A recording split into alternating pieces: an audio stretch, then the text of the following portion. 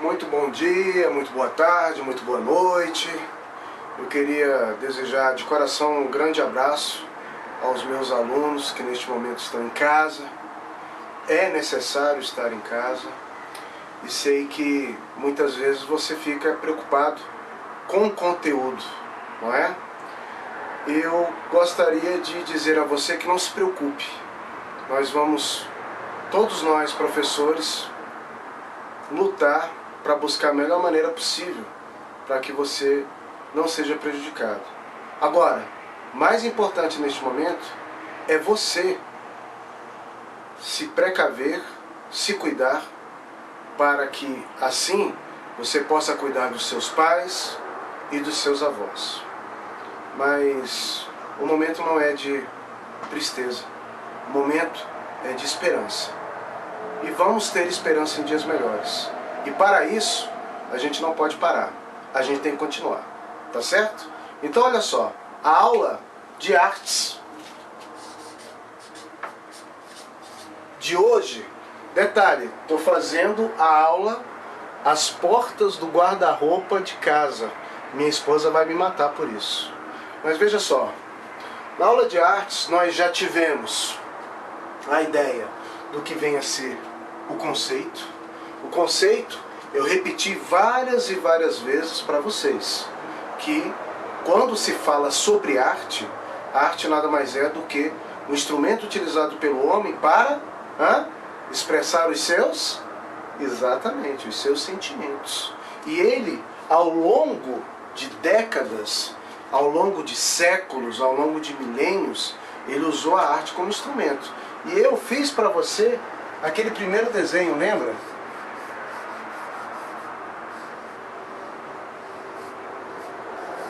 Aquele que era o desenho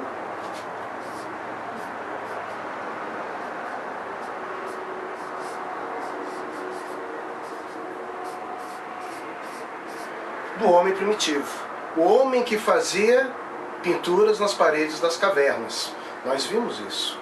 As pinturas rupestres, as grandes caçadas em que ele pintava ou para registrar um momento que tinha sido muito importante para a sua tribo, ou porque ele sonhava com aquele momento, sonhava em fazer uma grande caçada. Isso nós também vimos. Agora, quando nós falamos sobre os tipos de arte, é interessante lembrarmos que os instrumentos utilizados em arte são muitos, como por exemplo, dança,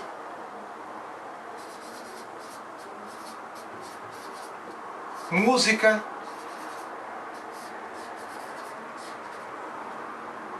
pintura,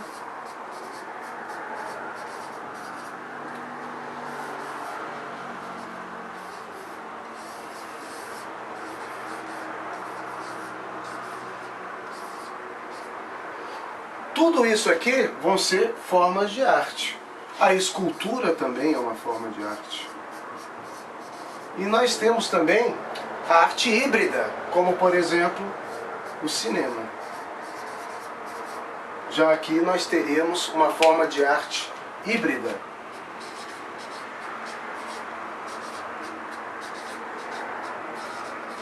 Bom, fazendo essa revisão rápida sobre tudo isso que nós já havíamos visto, é importante você lembrar que o homem nesse período, ele era nômade. Ele não ficava em um mesmo lugar por muito tempo, ele não tinha condições, até que ele vive, nós também já vimos isso, a primeira grande revolução da história da humanidade, que foi a Revolução Agrícola. Isso por volta de 20 mil anos antes de Cristo, num período conhecido como Neolítico. Bom, você viu o conceito, você viu os tipos de arte e as origens. Agora, na aula de hoje, eu gostaria de falar sobre esse momento em que o ser humano passa a viver nas cidades. E essas cidades se tornam grandes civilizações, como por exemplo a civilização egípcia. A civilização egípcia, ela será tão grandiosa que ela terá a sua própria mitologia. Mas, professor Olivan, o que vem a ser mitologia? Mitologia é um conjunto de crenças e narrativas feitas por uma civilização para tentar contar a sua própria história, se fazer por entender para gerações futuras. A isso nós chamamos de mitologia. E a mitologia egípcia, ela é muito rica, porque é a partir dela que você vai ter o artista sendo utilizado dentro dessa civilização de uma maneira muito consistente e muito importante. O artista ele vai servir a duas entidades, a casa real, que no caso dos egípcios nós poderíamos chamar de a casa do faraó, e aos sacerdotes. Um sacerdote que, por exemplo, venha a fazer o ritual de mumificação, ele terá como Deus, simbolizando esse ritual, esse aqui, ó.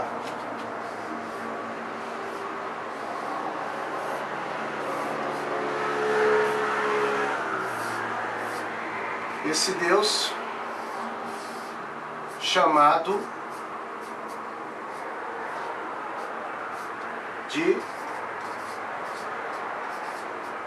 Anubis. O deus Anubis era o deus das mumificações, o deus dos rituais de passagem de vida para a outra vida. Eles não acreditavam na morte, tá? E em função disso, eles terão no deus Anubis essa representação. Ele será o deus das mumificações e o deus dos cemitérios. Detalhe, os simbolismos de deuses egípcios, eles sempre terão nos animais do norte da África seus maiores representantes. Neste caso aqui, você tem um chacal.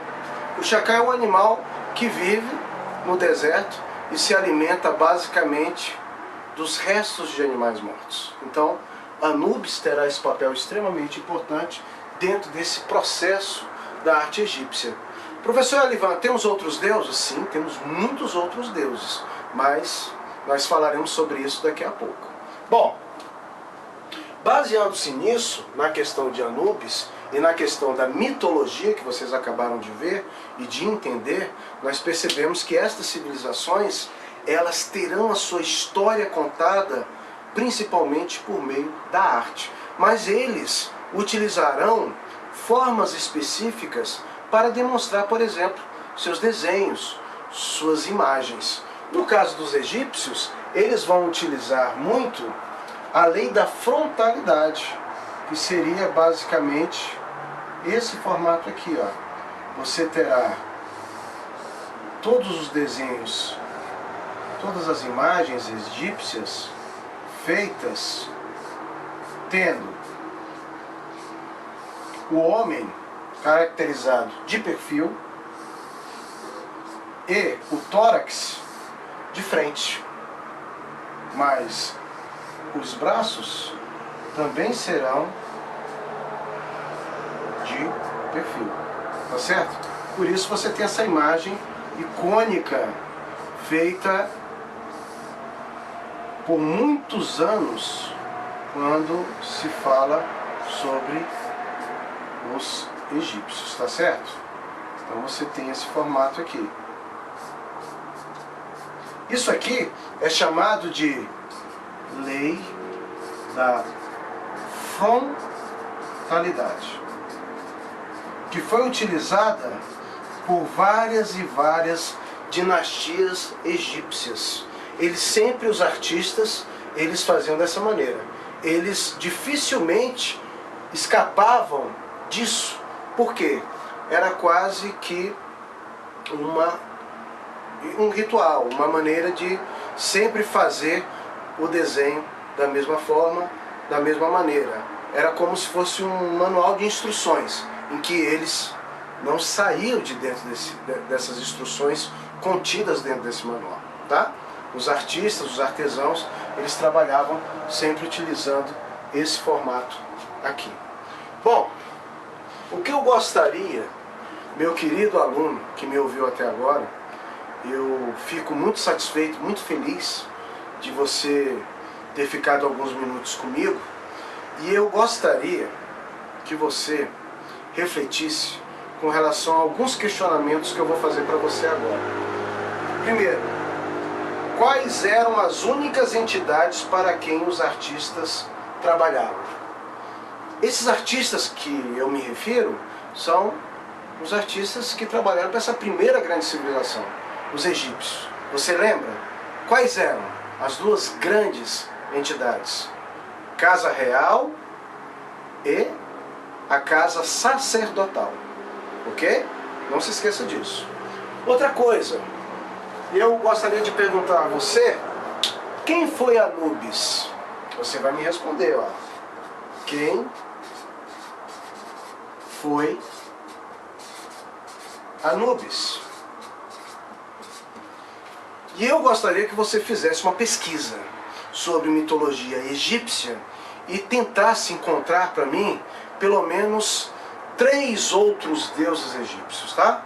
Faça uma pesquisa tranquila, faça no seu caderno, tá ok?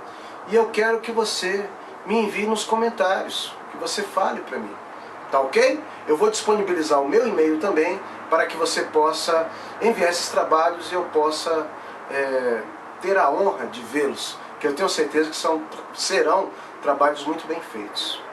Lembrando a vocês só uma coisa, nem todos, infelizmente, neste momento, estão tendo acesso à internet. Por isso, eu quero que você considere essa aula mais como um momento recreativo. Claro, faz parte do conteúdo. E este conteúdo, ele é basilar. Ele serve como fundamento para o 8º e para o 9º ano. Tá certo? E antes que eu me despeça de vocês, eu gostaria de, nestes momentos em que tão atípicos em que estamos vivendo, de fazer uma reflexão. Eu gostaria que você pensasse muito a respeito disso. O corvo, em sua árvore, observa a humanidade e vê ao longe lágrimas, pranto e tristeza. O corvo, ele apenas observa, mas dentro de instantes, ele terá que voar para bem longe, para que ele possa apreciar um novo amanhecer. E é isso que nós estamos fazendo, queridos. Nós estamos aguardando um lindo amanhecer que virá, mesmo diante de uma madrugada tão escura como essa que nós estamos vivendo. Mas o momento não é de tristeza, o momento é de esperança, porque o homem consegue dar grandes saltos diante da adversidade. Um grande abraço, olha o Fusquinha aqui, tudo de bom para vocês e até a próxima aula.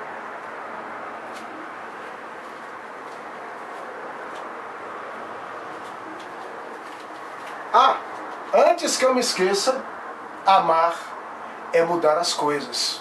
Quem dizia isso era o grande cantor Belchior. Você provavelmente não conhece Belchior, mas fica a sugestão, você que está em casa, coloque no YouTube Canções de Belchior e você vai entender isso aqui, tá ok? Abraço!